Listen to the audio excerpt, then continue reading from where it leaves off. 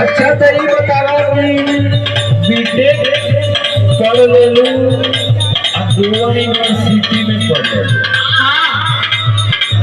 तुमके क्या लगा था कि तू ही पढ़ा लिखा लो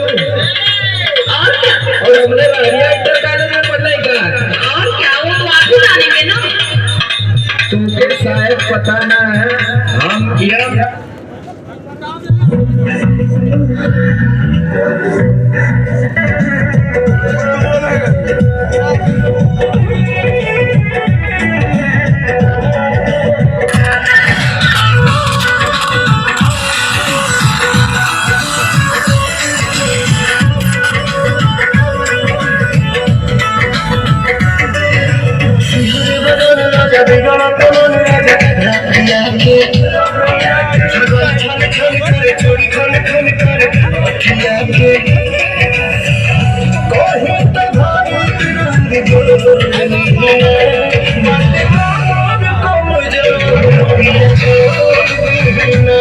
बातें